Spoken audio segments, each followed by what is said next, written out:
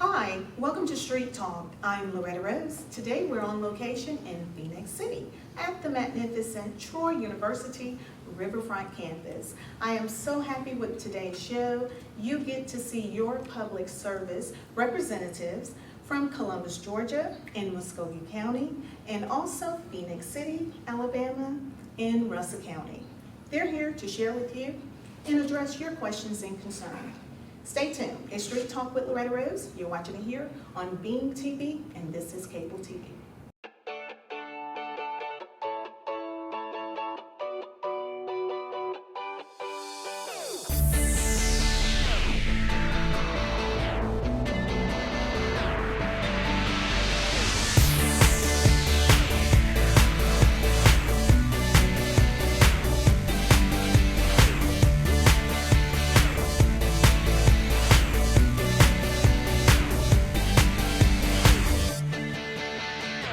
Thank you again for joining us for this Street Talk on Location show. It is a panel discussion with public service representative that serves you in your community.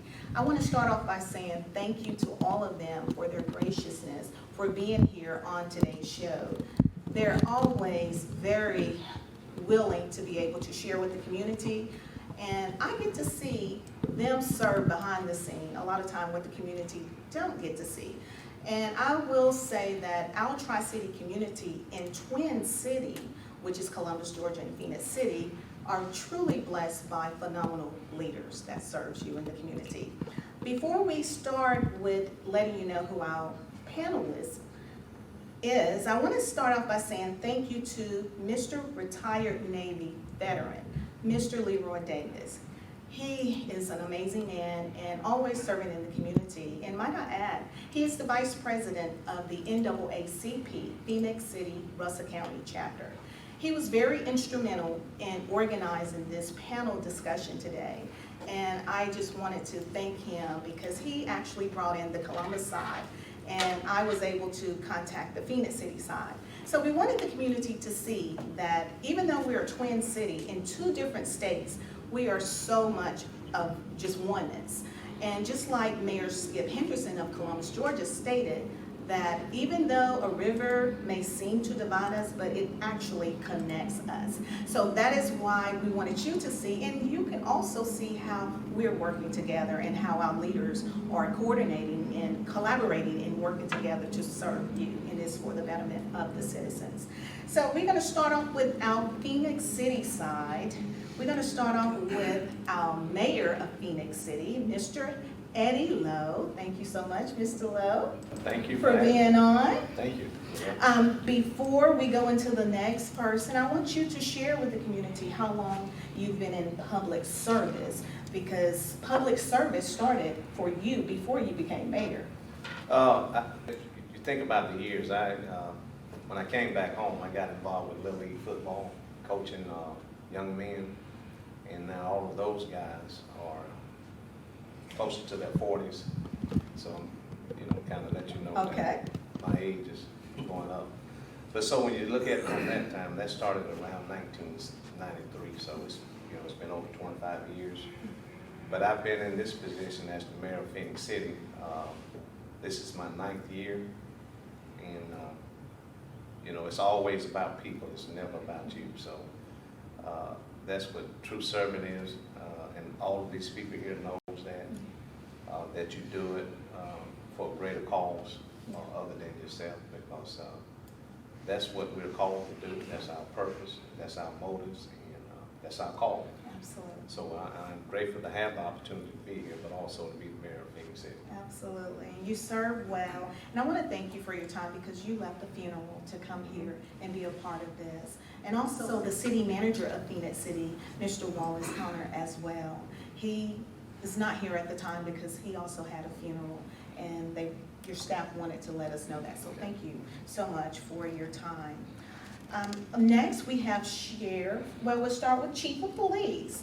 That is Mr. Ray Smith, and we want to thank him as well, Chief of Police of Phenix City. Let everyone know how long you've been in public service, because I'm sure it started before you became chief of police. Yes, ma'am. Phenix City was gracious enough to give me a position as a police officer in 1989, so I've been serving with the Phenix City Police Department for 32 years now, and it's been a great honor to serve the city and work with many great leaders throughout the years that I've been there. I was tapped to be the chief of police in 2009, and since that time I've learned quite a bit more than I thought I would have to deal with. But it is a good profession, something that I think gives me an opportunity to really see some differences to be made in our community, helps me have some influence about where the direction needs to go, and I certainly have appreciated the opportunity that the city has afforded me to make that impact in the city. Absolutely, and the impact is great. Thank you so much, Mr. Ray Smith. And again, I've had an opportunity to have you on shows before many times with the cable station, and you're always so willing to be that voice for the community as well. So thank you. Also, Mr. Sheriff Heath Taylor, thank you. And he's always so gracious as well. Let the community know how long you've been a part of public service and how long you've been sheriff for Russell County. So I've started law enforcement in 1987. So I'm going, September of this year will be my 34th year. And I was elected sheriff in Russell County in 2010. So I'm in my third term, and the citizens of this county will be gracious enough, and another year we'll run one more time. So hopefully we'll win. Well, thank you. And I will say again to the community, having an opportunity to be out there in the streets, in the trenches, thank you for always being accessible. Yes, ma'am. And that means so much to the community, to know that their leaders are accessible. We're gonna stroll on over to Columbus, which is our sister brother town as well. And I enjoy having a conversation with the mayor of Columbus, Georgia. Every time I have an opportunity to see him in the community, he always makes time for the people. Mayor Skip Henderson, thank you again for your graciousness. Let the community know how long you've been a part of serving in public service, and then let them know how long you've been in the role that you're in as mayor of Columbus. All right, well, first let me say thank you. Thank you for the invitation first, and secondly, thank you for what you do. I mean, we have bumped into each other a lot in a lot of different areas, and I love the way you try to make sure that the people who are viewing you on television and the people of Phenix City and around this area are kept in touch with what's going on. So appreciate what you do. Like my friend Eddie, I think I first started just in various service areas back in about, I hate to say my age, but late 80s, early 90s. And I was elected and began serving for my first term as an at-large representative of Columbus City Council in 1997. And I served there. I know, man. I'm telling you, I'm a lot of miles, but yeah. So I served for a little over 20 years on the council, and then I had the honor of being elected to serve as mayor. I'm in my third year, so I'm in my first term, and I do want to echo what I hear Eddie say so often. That we are one region, and we want to thank you for including Columbus in this discussion, because I think what impacts Columbus impacts Phenix City, and what impacts Phenix City and Russell County impacts Columbus and Muscogee County. Thank you. Absolutely, absolutely. Wow, well, in Columbus also, we have a new chief of police.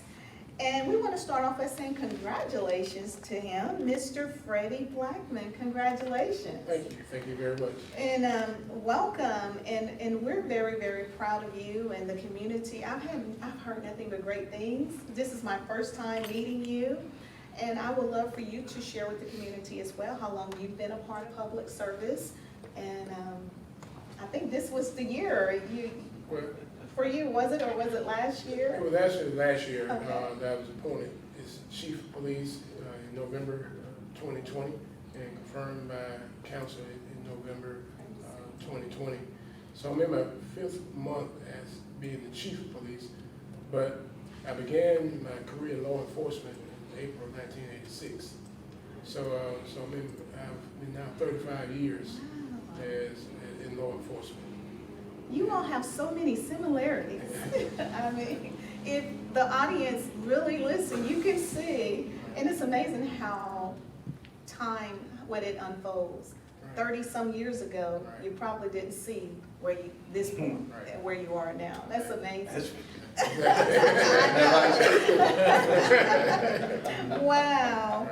Well, next, and also, I want to say, your role is historic for Columbus as well, I believe. Are you the second? Second. Okay. Second.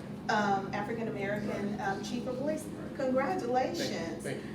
Next, we have Sheriff, who his role is very historic as well in Columbus. You have seen him when he was in the role of Marshal, but he's Sheriff Greg Countryman. Congratulations to you, Sheriff. Thank you, appreciate it. So let the community know how long you've been a part of public service, and I think you were sworn in last year as well. This year. This year, okay, this year. January of this year. I've been in public service for 30 years, a little bit over 30 years, and started out in 1990. And I served as marshal for 16 years. And so this is my first term as sheriff. And so I've been in elected service for 16 years, but I've been total public service for 30 years, and I've enjoyed every day of it. Oh, wow. And he always shared that with the community as well. Again, 30, they all have that in common. Well, I want to let the community know, and of course, that's Mr. Davis, Leroy Davis. Those of you that are watching, he was very instrumental with being a part of organizing this wonderful platform today. But Mr. Davis, before we go into the next phase, I want you to share your background as well. Okay, but first I want to say congratulations to the Chief of Police. Thank you. And Sheriff for being elected. And thank you guys, because I've worked with you before, and I haven't with you. And I want to thank Skip, Mayor Henderson, for his appointment. We appreciate that.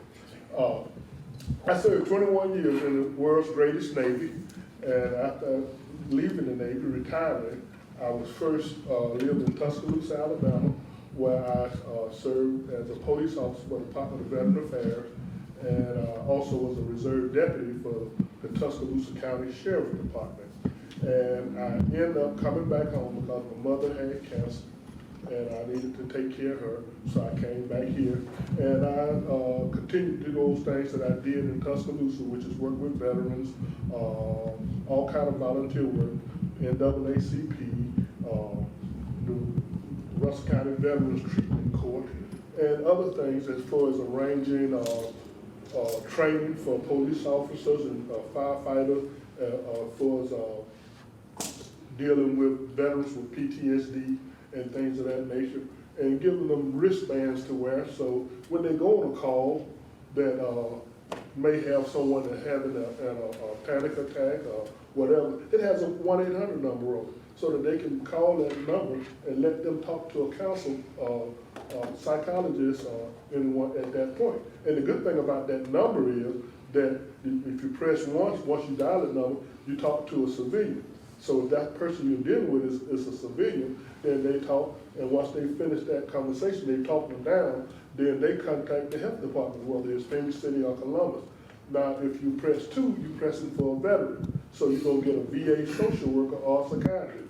And once they finish, they're gonna call Tuskegee and make an appointment for that veteran if they live in Phenix City or Russell County, or Muskogee County, Russell County or Muskogee County. So here's a good thing, and I just try to do what I can for the citizens of the Chattahoochee Valley.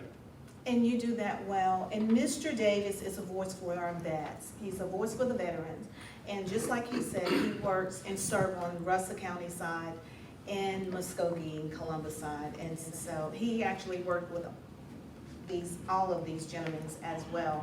So this is what you're seeing, your public service representative. And we're gonna let the community know that today's show is populated by this particular show, by request from the citizens in this Tri-City community. We've had some community members to share on reaching out to me about Street Talk, having some topics of discussion. They wanted to talk about things that are happening in the community. They wanted to talk about public service, safety. Some of them are concerned, and respectfully so, with all that's going on. But we wanted them to see their leaders in real time, to know that, also to be assured that they care and they are working behind the scene. And a lot of time, because you don't see it, doesn't mean that it's not happening. So we're gonna jump right into it. One of the most populated questions that has been generated, and being out in the community, a lot of people, been wanting to know about, since, of course, everybody would know the George Floyd situation, many people are just concerned. And so one of the main questions are there new programs in the works in regards to law enforcement training? So we have people that are in the community wanting to know, are there going to be some type of training to, prayerfully, to be a proactive measure, so we would never see a reoccurrence of something like that?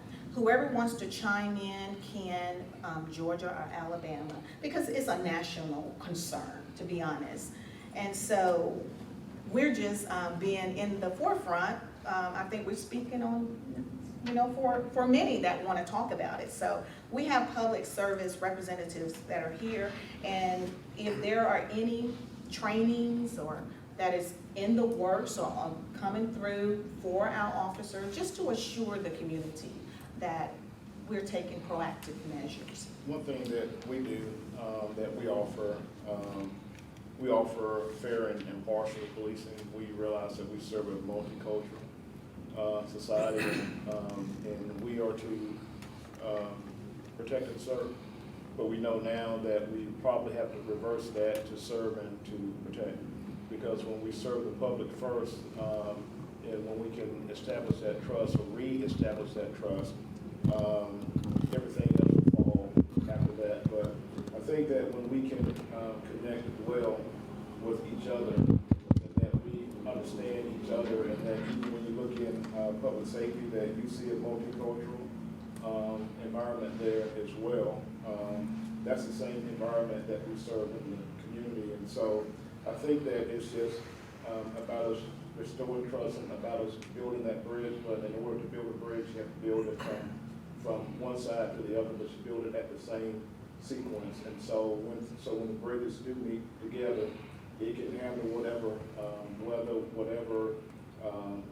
whatever the burden is in the community. And I think that one thing that I can say for Muskogee County is that we connect well with the community. That whenever there's a need in the community, that whether it's the mayor's office or the Columbus PD or the sheriff's office, that we are there. And so a lot of things that you see happening nationally, we have already been out front of it. And one thing that we focus on in Muskogee County, Columbus, Georgia, that we're mission oriented. So we try to meet the problems where they are, and we try to get there before there is turbulence. Praise. That's good. Well said. And to play off a little bit of what Sheriff Countryman said, certainly training, for example, is ongoing. It's an everyday activity in law enforcement. So, adjustments are made, just like Countryman said, when an event like George Floyd happens, that certainly automatically gets plugged into a law enforcement training, whether it's a daily reading, a reminder, or again, like he said, building a bridge with the community, changing perspectives from a protect and serve to a serve and protect dichotomy. Those things are ongoing and they're ever evolving. So the community can always be assured that certainly in our local area, that is something that we've always tried to stay ahead of, and we take every opportunity to try to make sure that we're addressing whatever issues that are being seen in the national community so that we can address it in the local community. As a good example, you see a lot about that. Some departments are now talking about neck restraints and banning neck restraints, banning neck strikes and those kind of things. Well, we've always had a policy from the time I was hired in 1989. Neck restraints and throat strikes have always been considered deadly force. So if that's deadly force isn't warranted, you can't do it. So there's always been a ban in my department. I'm sure Columbus and Muskogee and the sheriff, we've talked about this amongst ourselves. That's another good thing that happens because we're so close, we always bounce a lot of ideas off. Hey, what is your policy? What's your position? And so sometimes I even scratch my head about how could a department in 2020 not have a policy about, you know, what's appropriate in restraining an individual. For us, you might as well have shot him than hold him by the neck. If it's not legal to shoot somebody, then it's not legal to hold them by the neck. So that again, but again, even though that's been in our policy for 30 plus years, it gives us an opportunity to say, okay, this is why it's in policy. This is why we don't use neck restraints. This is why we're going to make sure we're going to continue to follow what we've been doing for so many years. So we have to be reminded. I mean, it's like anything else. I mean, if you don't train it and retrain it, and you'll sometimes it'll become less in the forefront. So you always have to make sure you bring it back to the forefront. So to answer your question, I think your question is, how do we respond to it? It's an everyday activity for us. And you know, I'm glad you shared that, because people can get so caught up with what they see on the media, but to hear it from your local servicemen and women in the community really brings it home, and it's comforting. I would say I'm sure it's comforting to the community, because if they haven't had an experience, you know, or never seen it happen here, then they don't know. Right. There's a huge point to be made with the Floyd case. I mean, the officer had his knee on his neck, but he was also in cuffs. And every department in our local area, I've worked with Columbus for 30 years. I know what their policies are. I know what RAISE is at Phenix City. All of our policies would have not allowed what happened there to have happened. And it's a travesty when one incident really paints a broad brush with the rest of law enforcement that tries to do it the right way. And so we got to fight that every day. And law enforcement today is an ever-changing career. Like Ray said, you learn and relearn every day to do this job. And if you're not, then you're left behind and you're not caught up to date with current policies and procedures. But specifically, one of the new programs that I'm bringing to the Sheriff's Office is a program that the FBI out of Georgetown University has started, and it's called ABLE, and it's basically teaching the officers a little bit more of how to deal with mental patients and patients that you run up on the scene. We're asked to be everything from a psychiatrist to a pharmacist and know what people's taking to a teacher and a counselor. And that program that they have developed out of Georgetown University is, I just sat through the training last week through Leeds at the FBI Academy, and I really liked how they're focusing on different personalities and different aspects of the community that we have to deal with, from abuse of some type of narcotic to a mental health person to a veteran that has PTSD when we show up on the scene. And so I really like that, and that's something that we're implementing at the Sheriff's Office that's actually a new program. I love it. I'm sure the community love hearing that. Right, and so from the Columbus perspective, as the police department, you see cases like George Floyd and others that are similar. We are reminded of the training that we have received over the course of the years as it relates to the use of force training. Although we are on different sides of the river, we're on the same side as far as law enforcement and use of force standards. And so there is a use of force standard that's not just for Georgia and Alabama, but for the United States, that we train our officers on each year and throughout the year. And so we follow those training standards to ensure that all the officers are on point, and we have certain procedures in place that should be a reminder to every officer in our department to ensure that they follow all of the procedures and guidelines that are in place. And so we'll always be reminded to follow use of force practices in our day-to-day activity. And in addition to that, we will continue to work on developing even more training as it relates to interacting with those that experience mental illnesses. And we will continue to work on developing new training as it relates to like restorative practices, restorative justice. So that would enable the officers to be able to better be able to handle and develop relationships as we interact internally as well as externally throughout the community. I'm glad you shared that, and I believe Sheriff Heath Taylor mentioned it as well, and you kind of tapped into one of the questions someone had sent.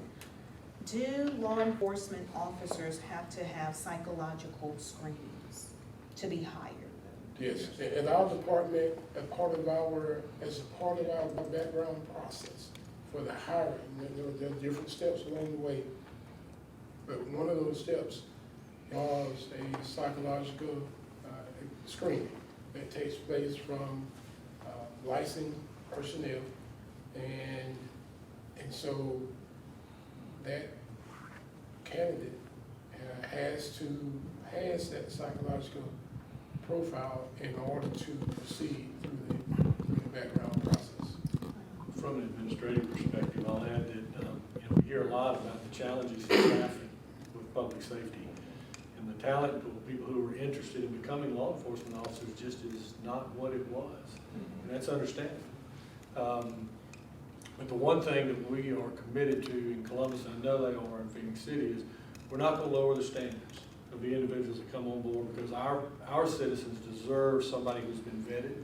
I know the sheriff is very keen on making sure that they have really taken a look at their candidates, because we're not going to put somebody on the street that we have to worry about. And let me say this, Loretta, I'm just kind of piggyback what Skip said. Training is always a continuum, and it never stops. And, as I heard all these guys in law enforcement, we have over 131 years of experience Yes, sir. among these guys. Yes, sir. 35, 32, 35, 30. I mean, so we have to trust them. We this region, the mayors, these communities, because of that level of experience, we have to trust them and support them, that they're doing what they're supposed to do. And what Mayor Henderson said, you can ill afford to lower the standards, because first of all, it's about people. And, we're in this thing together, as Mayor Henderson said, what affects over here affects over there and vice versa. So, but training to me, is always a continuum. It ebbs and flows based on certain things that happen. But we have to have the confidence in these, I can say guys because they are guys, being sensitive, that they have all this experience. So we have to trust that process, and that they are doing in what they're supposed to do. But we also know this, with all the things that has happened in this one region, they know more than what they can say to people, and they know some of the activities that are taking place. But we have to trust them that they're doing their job. They can't talk about it, but believe you me, they know what's going on, and it's just a matter of time. But we have to trust the leadership that they're in because of those years of experience. I love it. And to follow up with what Eddie just talked about, and the support from our local officials to law enforcement here locally, just like Chief Blackman talked about, we at the Phenix City Police Department and our sheriff, we actually share the same psychologist that we do background investigations, and that includes psychological evaluations. That's been required for many years. But what I'm thankful for is Alabama Post here just recently actually mandated that. In the past, they hadn't been mandated. But certainly, we'd go to the council and we ask council to spend money on those psychological evaluations, because like Skip said, we're not going to lower our standards. So for this region, we've always had very high standards of making sure that we've done psychological, full backgrounds, and those kind of things. But a lot of smaller agencies in Alabama had not been required to, and they had not done it. So I was really thankful that APOST, Alabama Peace Officer Standard Training Commission, is one of the things, when you talk about reform, there's plenty of reforms that we can get behind. That was one of them. Certainly, we want to make sure that all law enforcement officers are certainly qualified, particularly emotionally and mentally. So that's now mandated that you can't get into a police academy in Alabama without having been cleared by a psychological assessment from a licensed psychologist. So that's requiring every department in Alabama now to follow that same protocol that we've been following for many years. So locally, yes, we've been protected, but I think that's important because what happens in Arab, Alabama, if it's bad, it'll affect us too. So we want to make sure they're following the same procedures that we are. And even a little step further, I know the question was about hiring, but anytime there's a incident with an officer and the citizens, we require, especially if it's a deadly force incident, we require that that officer is cleared for duty with a mental health psychologist who is a fit for duty letter for him or her to come back to work. So it don't stop with just the application process. Anytime that somebody is involved with a deadly force issue, it's required by us. I'm sure it's required by Columbus. It used to be when I was working over there in the drug unit, that you have a fit for duty letter to come back to work after your investigation's over or whatever plays out. And additionally, So- I think you do this too. Additionally, it's like when you see performance issues in officers. It may not be a critical incident, but if you've got an officer that's a high-performing officer and he's doing really well, and all of a sudden you see a big downturn, it's just like any other business. You see a downturn in performance, there's probably a reason for it. So sometimes we will address that by requiring an officer to go back and get another fit for duty assessment to make sure that they're not, that they're continuing to, because people change over time. That's one thing you have to really be mindful of. And certainly, training and all those kind of things come in, but we have to watch people's mental health and as well. So, but that's an ongoing. In addition to that, as Heath stated, as well as Ray, when there's an officer involved shooting incident, for our officers, they're required to undergo some type of assessment with a professional, licensed professional, just to check them out, make sure everything's okay. But a lot of times, people look at officers, law enforcement officers, as to be that person who cannot make a mistake. We are expected to perform at a very high level without error. We're human. And sometimes these officers, they carry that on their shoulders as if they're involved in a critical incident, they carry that mindset, well, I'm okay. But we mandated to let them know that we are concerned for your wellness, as well as the wellness of everyone in our city. And so we require that assessment, and just as Heath stated, when they return to duty, they are still required to fulfill a fitness for duty assessment and be able to pass that in order to return to duty. And I don't know what, y'all may know the recent stats, but it's in, the public doesn't realize that. I know when I was looking at it years ago, that for every officer involved shooting, the average officer involved in a shooting in America got out of law enforcement within 3 years. Exactly. So it has a bigger effect on these officers than what the community seems to realize today. And I know that maybe that has changed because the number of shootings that has occurred, maybe it's 4 or 5 years or whatever, but I know that it used to be within 3 years, more than half of the officers involved in a shooting got out of law enforcement altogether because they couldn't take the stress and the pressure that it brought. And I think people forget that. They think that if we have to do these things, that it doesn't bother anybody. And that's just not true. And one of the things that I was gonna say, and I think that he's leading up to it, but one of the things that we forget about our law enforcement officers, that in the military, when they go through certain things, they face PTSD. But those are heroes. But we have to understand that we have heroes and sheroes in law enforcement. And for day to day in and day out, is that there are things that they see that may affect them. If you have an officer that grew up in a single parent household, or he may have seen abuse in the household, but he's getting back-to-back calls about domestic violence, and he's reliving a lot of those things that may have happened to his past, or you go into certain settings, and because there are things that I can think about now that happened to me many years ago that it bothers me still today.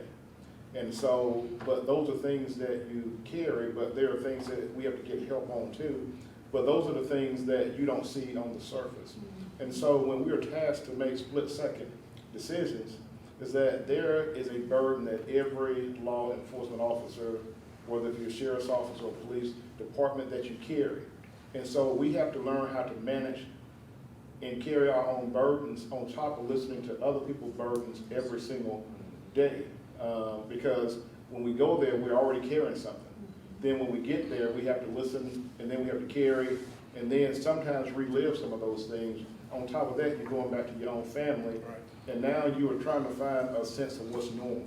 And then you look at what's on TV, then you're being judged on something that happened in Minnesota, what's happening in Phenix City and Russell County, Muskogee County, and Columbus, but that doesn't fit us. But at the same time, that's another weight that we're carrying.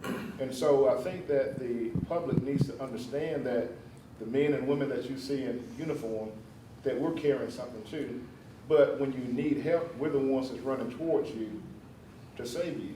And so I don't want there to be this misnomer that all public safety, all law enforcement are bad people. That's right. We're the good ones. Amen. But we have to have the fortitude and the courage to call out some of the bad conduct. And I think that's where we may have made some mistakes at. And so, but we've learned over the course of the years what we need to do better. When we see things happening, in the case of Rodney King, we all changed our policy as it relates to use of force. Every time we see something, it helps us to become sharper. It helps us to sharpen our skills, to sharpen our training, our policies, and so on top of that, but the average law enforcement officer carries a lot. And that's something that nobody addresses, PTSD with law enforcement, but there are many victims. Wow, what we're realizing, and me, just being here in the conversation, you're helping us to see through a different lens. Because the community, the viewers, we don't see all that what you're saying. And I am so grateful, because I love what Mayor Eddie Lowe said. The community needs to get behind you and support you. And we can't categorize you based off what we've seen somewhere else. Because you're right, you're here to serve and protect. And when we need help, you're on front line for us. And can I say something? Cause Yes, sir. Cheryl Countryman said something that we've been doing here in Russell County and Phenix City, suicide prevention training. And among the multi roles that I've tried to play in the community, I bring in Tuskegee VA social workers, and we've worked for the last 4 or 5 years with the Sheriff's Department, the Phenix City Police Department, the Phenix City Fire Department, and all 11 volunteer fire departments out in the county, bringing in those social workers on their training day to teach suicide prevention and how to deal with veterans with PTSD. As Cheryl Countryman said, we got veterans that's getting out, coming from conflicts, and that PTSD may rise up. Well, once we do that training, and I work especially well with the Sheriff's Department because I'm a reserve deputy, with those guys on the call at night, they may run into a home where there's domestic violence going on. And they really don't want to take the veteran to jail if they can get him to calm down and accept help. So they'll call me on the phone and I'll talk the veteran down. And if I can't, then they will dial that 1-800 number and let the social worker talk the veteran down. But at the same token, we still ask them to leave the house that night. We don't want you to stay there for this to reoccur. So we have to find somewhere for him to stay if he don't have money to get in a motel room. So what the sheriff said is absolutely correct. We have veterans that's coming back from several tours. Several years ago, Sheriff Taylor and myself and another guy named Jeff Gibson, we got together and we put on a veteran stand down because we had 7 suicides in what, a month, I think it was, in Fort Mitchell.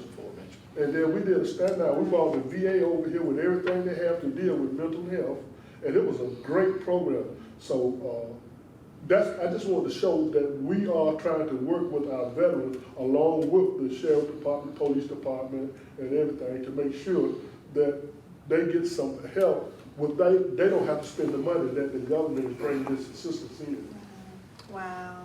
Well, we're going to take a quick break. As you can see, that was a whole show in itself, and great information. And I want to say this to the community, because I thank you for entrusting me on this platform, but we got to stop being so judgmental. We really do. And I want to share that with the community wholeheartedly. Let's not be so judgmental on what you don't understand, because this right here, and I know this is going to help the community, these guys have helped us to see through a whole different lens. Can you really handle what they deal with?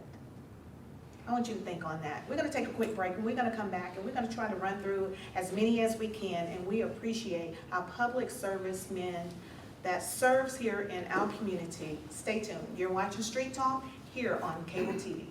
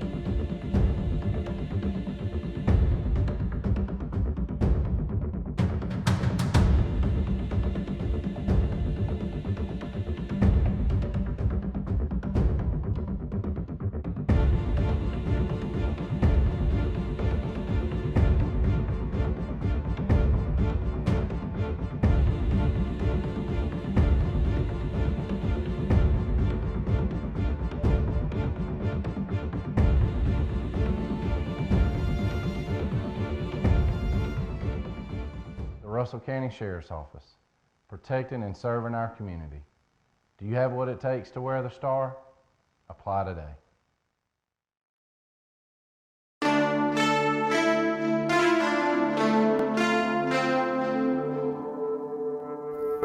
morning. I'm Corporal Jenkins, Columbus Police Department, Motor Squad. And today I'd like to take some time to talk to you about the proper wear of the seatbelt.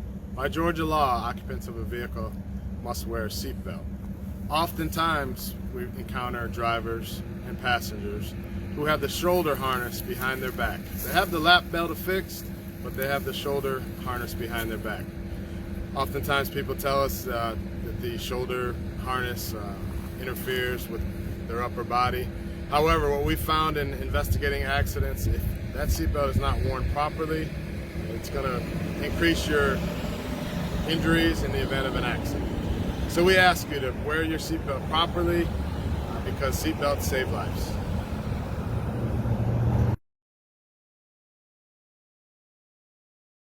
I'm Jody Kelly, and I am graduating from Troy University with my Master's of Science in Education with a focus in school counseling. And I don't have any bad things to say about the Phenix City campus and Troy University. It has been a wonderful experience. However, in starting the graduate program, one obstacle that I had to overcome was my fear of failure. I had been out of college courses for close to 10 years, years, and I just wasn't sure how successful I was going to be or if it would fit into my schedule. But in going into my first course, the professors, they really made it such a welcoming environment and a positive experience. And they let us know firsthand that they were there to support us in our career goals. And so with that being said, looking back, I'm so glad I did this. I'm so glad that I chose Troy.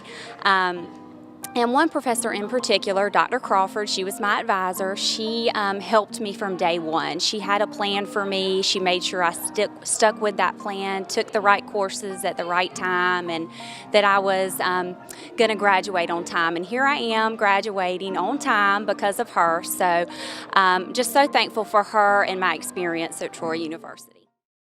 Welcome back. This is Street Talk panel discussion here at Troy University Riverfront Campus. And we want to thank Troy University for allowing us to have this panel discussion with our public service representatives from Columbus, Georgia, Muskogee County, and Phenix City, Alabama, and Russell County. We're going to jump right into it because we've had some great questions to come in from the community. This one is regarding Phenix City and Columbus. This is an email question. What is Phenix City and Columbus doing to attract jobs that are beyond the service, and they have in quotation, fast food restaurants industry?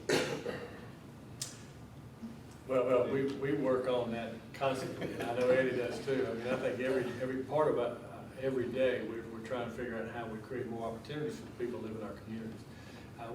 We approach it from a number of different ways. We do have a very robust restaurant scene in Columbus that, frankly, right now, because of COVID and because of the increased amount of money they're able to get for unemployment, we're having a tough time filling jobs that are available. But we're also doing some job training. We have, matter of fact, we embarked on a partnership with True Spring, just off the 2nd Avenue corridor, an area that had 53% poverty. They are putting together a program that we help fund, and we provide the location for the training. We pay them while they go to class. And then once they graduate from there, they can graduate right into a job with a contractor, electrician, HVAC, or a culinary environment. We've also worked at trying to encourage our existing industries to expand, because if we can build that confidence, their confidence in this community, in this region, they'll provide more jobs, and it benefits folks in Phenix City and Columbus. We've seen Kaiser Warren move their North American headquarters to Columbus. We've seen PathTech, which is a homegrown company, just add 300 jobs. And then we've also got partnerships that we work with the Chamber of Commerce. They have Startup Columbus to try to help build an entrepreneurial mindset. It's just across the river, so it's literally bridging Columbus and Phenix City. But they try to help people flesh out their good ideas and try to grow their own businesses. And then we also have some very strong partnerships with Columbus Technical College. We work with CVCC, and we work with Columbus State. Columbus State actually has a Nexus degree for public safety, where anybody interested in getting into public safety, they can go through an accelerated 2-year degree to try to get in there. And we're about to launch a program called Construction Ready, which is a program that originated in Atlanta, and it's in about 5 different cities throughout Georgia. It's only a 4-week program. It's a very intensive training process. They've got a 97% placement rate of the individuals that graduate. So we're working hard in this pandemic to try to help people get repurposed. So if they've lost their jobs, had to close their business, we're trying to help them find another way to provide for their families. Awesome. Yes, as Mayor Henderson said, this is something we work on daily. For the fact that we know that as we get these businesses to be located in our communities, it will only enhance the opportunity to have our citizens to have a quality of life. One of the things we have to realize here in Phenix City, and I know a lot of people always ask when are we going to get a top brand restaurant. We work on that, but you have to have investors, you have to have people who want to be able to come here. We have purchased some property in our entertainment district that hopefully we can spark that where we can get top brands restaurants. Here in Phenix City, in our market, we have a lot of, as they call the QSR, quick service restaurant. I tell you, that has been a blessing for us. That's right now seems to be our market. But with our economic development, we are working extremely hard. They are working extremely hard to recruit businesses here. One of the things that we've been blessed with here with the manufacturing companies that we have here, our growth, 70% of our growth with a company that's already been here has been through expansion that has helped create more jobs for people.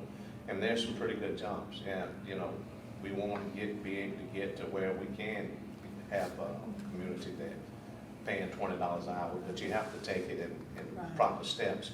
But that's something we work hard on. The workforce development, our economic development department works well with CDCC as far as that. But as Mayor Henderson said, right now the workforce is just down. Right.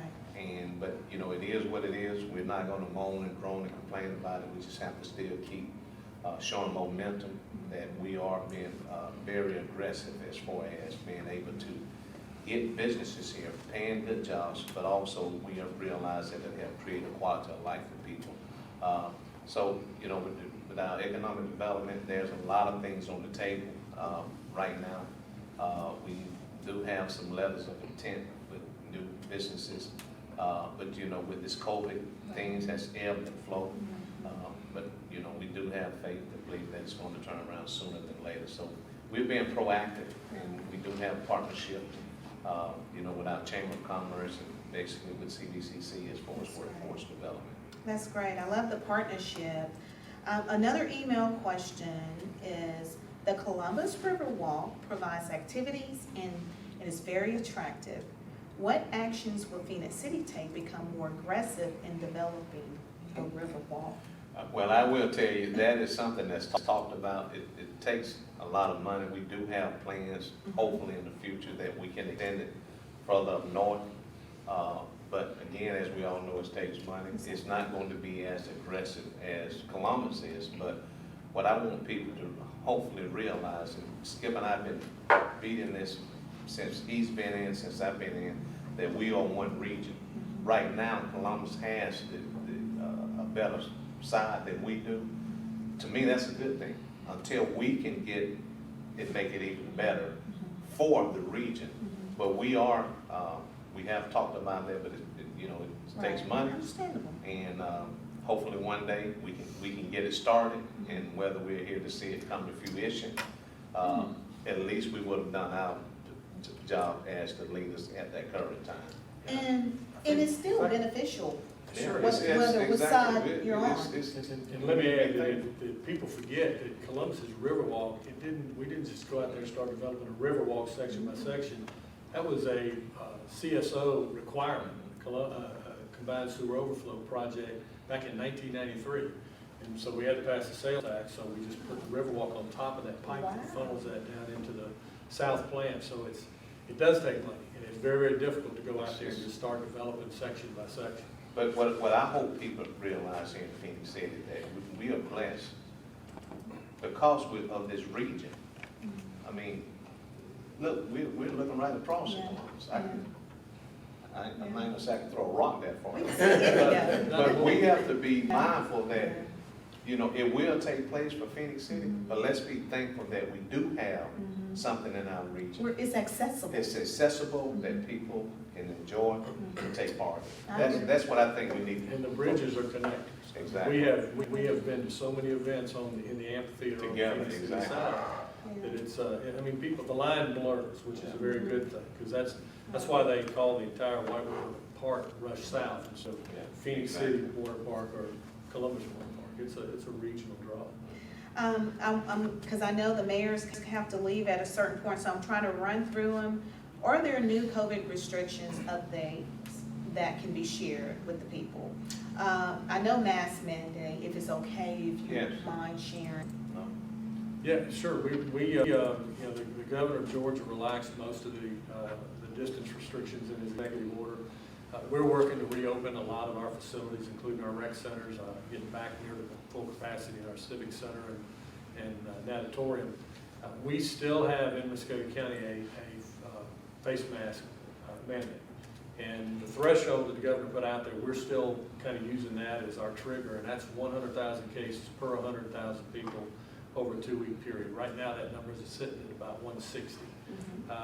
The hospitalization rate is still fairly stable for this area, and in our area hospitals, it's staying right around 50 individuals.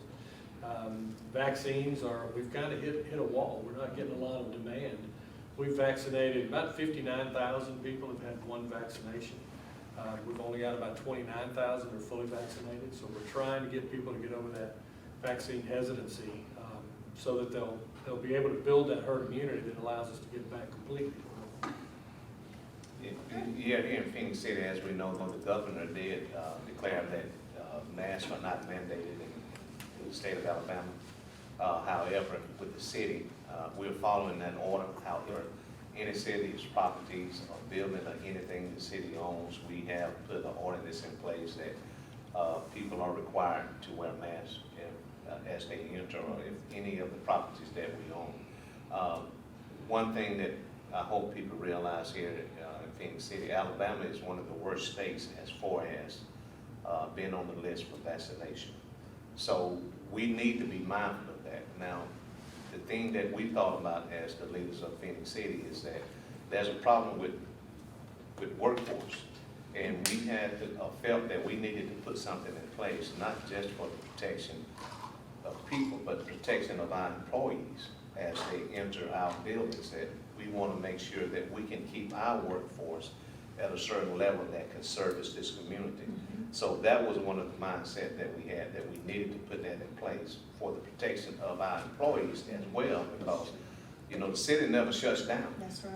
And we need to make sure that our employees of the city is taken care of, that they can continue to be in a position to service this community. But, you know, we pretty much follow what the governor said. However, we have put in place policies and ordinance for any of the properties that the city owns. Because those city's employees have to go home to families as well.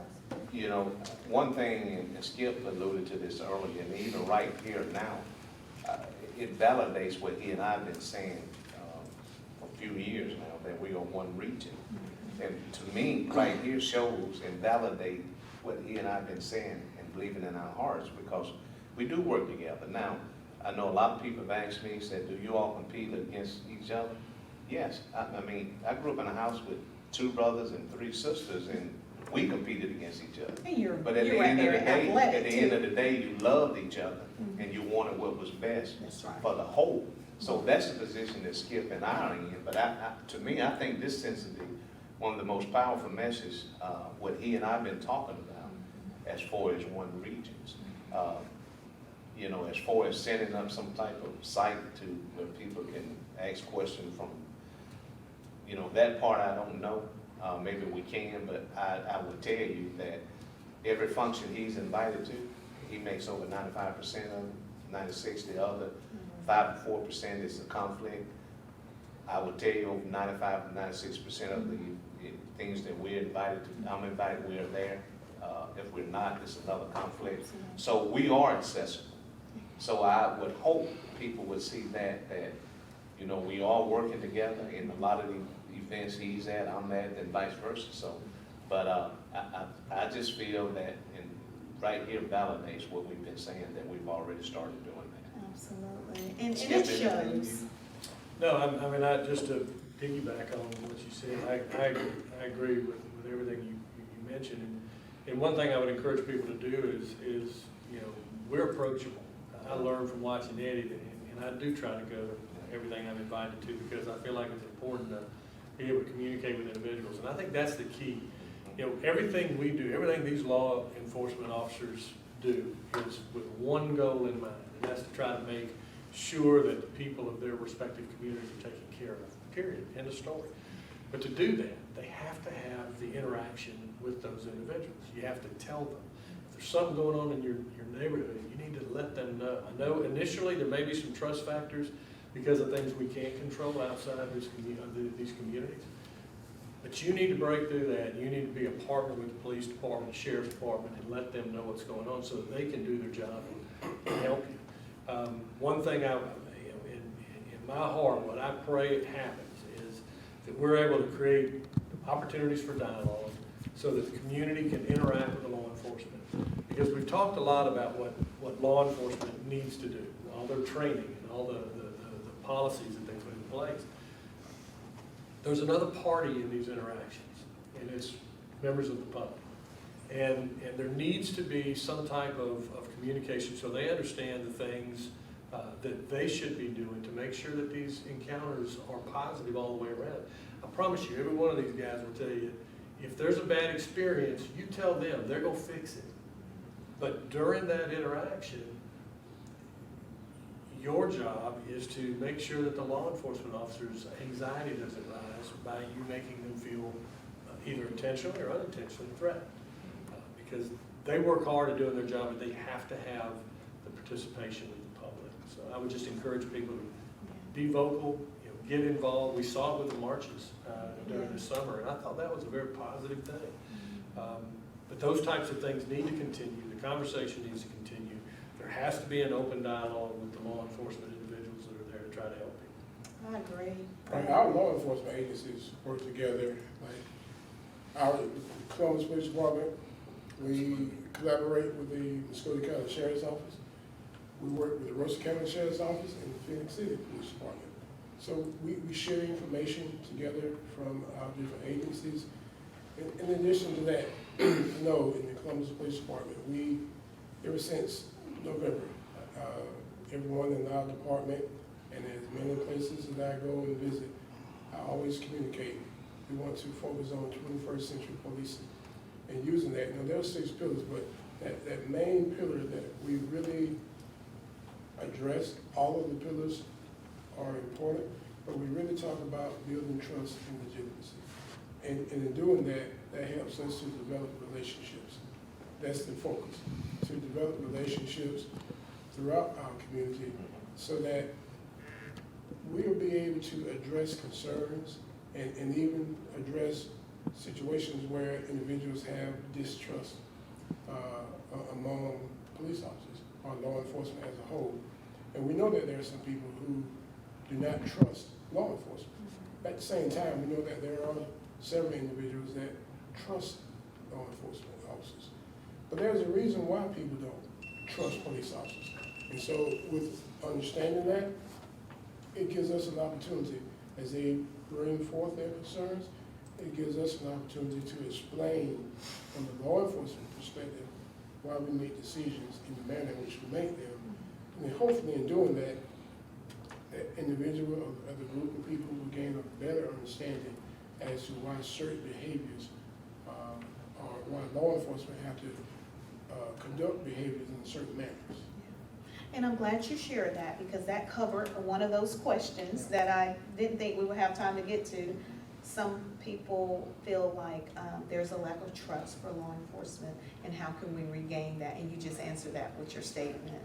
Right, so we definitely, each day we want to go out, have our officers on patrol to literally spend time within neighborhoods and various places in which they patrol, introduce themselves and talk to individuals. And we know that it's a process. It's not going to happen overnight for someone who does not trust law enforcement, but it's a process. And as we continue to work at it and don't give up on it, we will hopefully be able to gain the trust of those who do not trust us, and for those who are trusted, we do what we need to do to maintain that trust.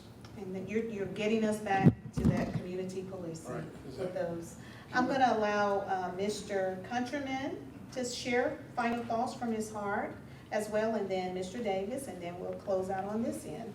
Yeah, this has been a great panel discussion, and thank you for the opportunity. But one of the things that I would love to see the community is that law enforcement, we're making diligent efforts to build that bridge, and I know that the community is trying to build a bridge too. But when you build that bridge, you have to be able to cross. Like Phenix City can cross it going to Columbus, Columbus can cross it coming into Phenix City.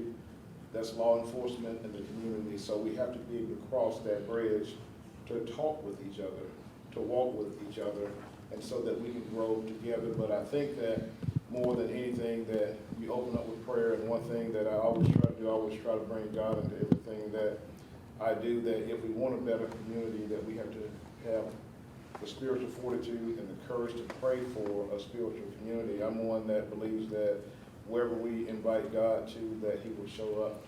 And so once we can understand where we are biblically and where we are spiritually, that we can function within that area. We see a lot of things that's happening. We're going to have bad people everywhere, but if you follow what the Bible says, that in end times that the love of many will grow wax cold. So we see a lot of things that's happening in our America, that the love of many has grown wax cold. But I think that we still have the opportunity to spread joy, even in the midst of that. And one thing that we do is just keep on working and don't peek out. And because all we do is about the community. When we wake up in the morning time, I know the mayor's elected, the sheriff is elected, myself. I know as elected officials, and even as appointed officials, that we lay down with people on our hearts and we wake up with them on our hearts. And so it's all about the people that we serve. Absolutely. Thank you so much. And we feel that. We really do. One of the things that I would like to say, and it's really directed to the citizens. Cheryl Countryman just mentioned that you have elected and you have appointed. I know all of these men here, okay? So our citizens, we have a county commissioner meeting monthly. We have a city council meeting monthly, twice a month, I do believe on both. So if you have a complaint, go to those meetings. They have a 3-minute talking period. You can get up and talk. Nobody's gonna get angry with you. Say what's on your mind, because if you vote, so you should use your voice. Don't come to me. A lot of them come to me. I can't solve the problem. I can address their problem with the sheriff or with the chief of police. I won't address their problem with the mayor because that's not my position to do. But with these guys, yeah, I will. Because they allow me to have that platform to talk to them. But the citizens need to go to the meetings themselves, see what's going on, and if they got some input, they have a 3-minute period to talk. And sign up to talk and voice their opinions about the problems they think they have.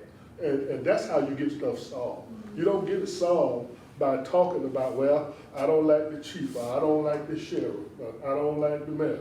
You need to go to the meetings and then get your question answered right there. And that's my take. I like what you said, that the problems that they think they have, sometimes you just don't understand. Exactly. And today, they've been able to show us from a whole different view. We're gonna let you all close out. We'll start with you, Mayor of Phenix City. Well, first of all, again, thank you so much for having this. Yes, And it gives all of us an opportunity that I pray and hope that people really see the authenticity of these leaders Amen. here, that first of all, we truly care about people. And from any leadership position, if you don't care and have compassion for others, it never work. So with that being said, it gives me great hope for our region, for Columbus, Muscogee County, Russell County, Phenix City, because we have people in those positions that's ordained, that shows compassion and caring about people. And I always say this, and Chief Smith hears me say this all the time, and to all of us, and even the ones that are watching. In order to get the right person, we have to be the right person. It has to start with us. And that's what I think I heard Sheriff Countryman say, because we do have that compassion. But I am hopeful. I know there's a lot of things that has happened here in this region. But in spite of that, we need to focus and look at all the good things that we have. And also trust the leadership of these law enforcement. Over 131 years of experience. That should help give us some sense of normalcy, that we have people in those positions that know what they're doing, and we need to support them. We need to wholeheartedly support them and give them encouragement, because I can tell you it's not easy being out there, and when you have to make decisions in a split second. So again, let's continue to lift them up and support them, and most importantly, as Sheriff Countryman said, you got to have that trust. You got to have that trust. I agree, and I pray that today's show will serve as a purpose to assure the community, because I've been very blessed by hearing everything everyone have shared, and I feel very blessed to live in this community. We're gonna let you speak. Well, Chief? Finally, thank you again for allowing us to come and do this, and thanks to the mayor for his support. And Leroy's right, one of the things that we sometimes lack is some input. We think we know what we're talking about, but unless the community tells us, we sometimes don't. So we want to make sure, but one of the things that we felt we've done pretty good during the COVID is we've really leveraged a lot of technology. We've got a police app up and running. We've got, cable TV with their partnership. We broadcast our meetings on YouTube and on Zoom. We've actually got pretty good at that. So a lot more people, I think, have been exposed to what we've been doing in the last year than probably ever would have been able to, because those little work session meetings, there wasn't a lot of room, but having them on cable TV has been pretty good.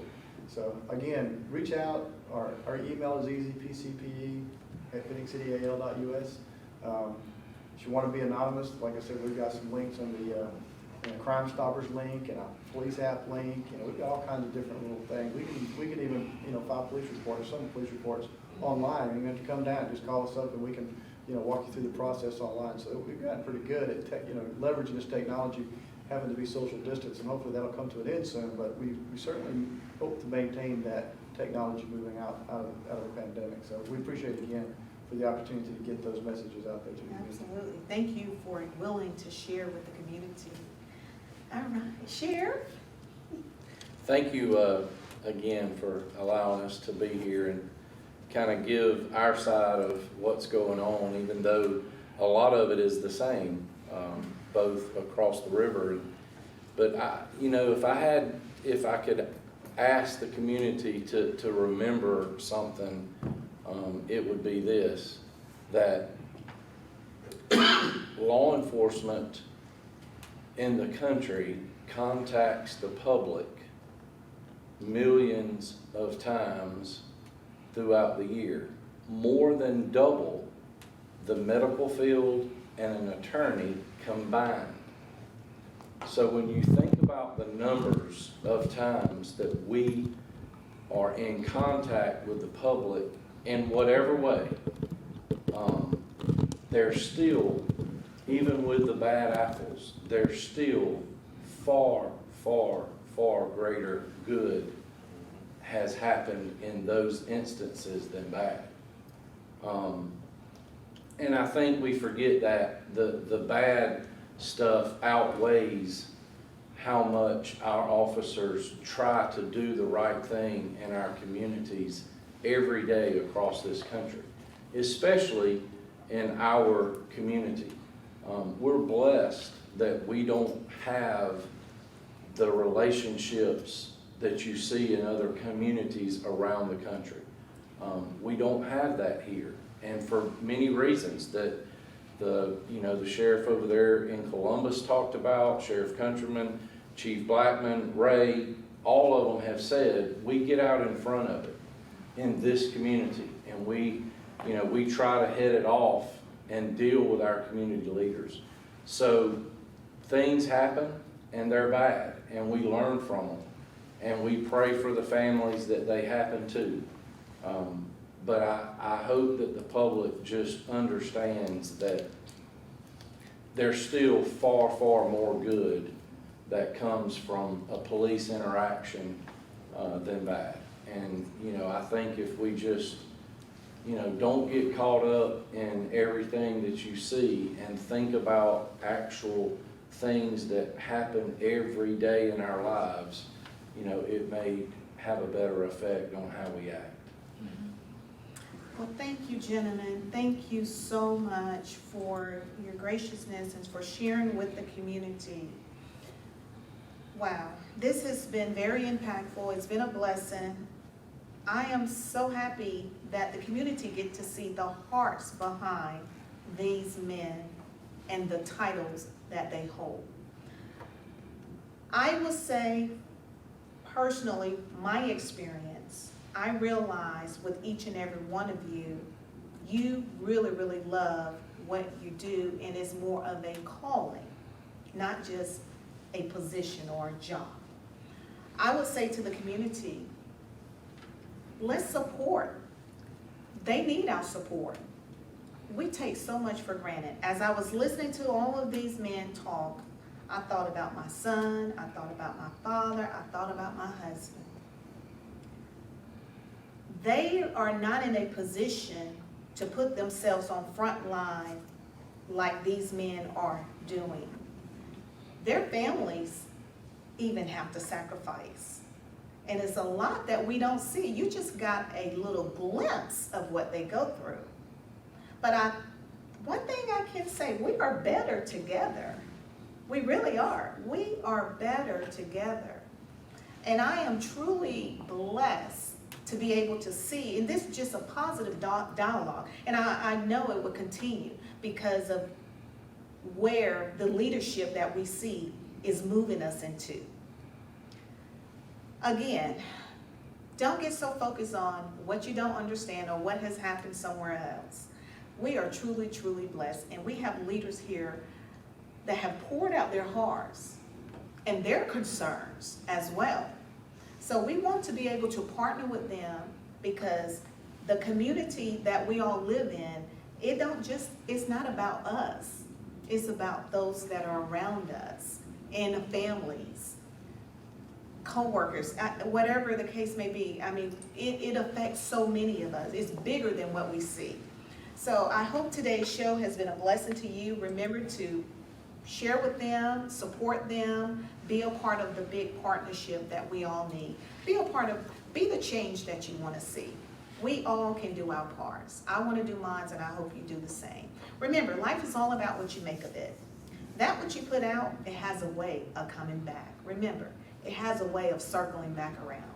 I would say our leadership that we're looking at today, they are planting great seeds. So continue. Thank you so much, Troy University Riverfront Campus, for allowing us to be here to host this show. And thank you, Beam TV, for broadcasting this on cable TV. Thank you for watching. Until next time, you be blessed.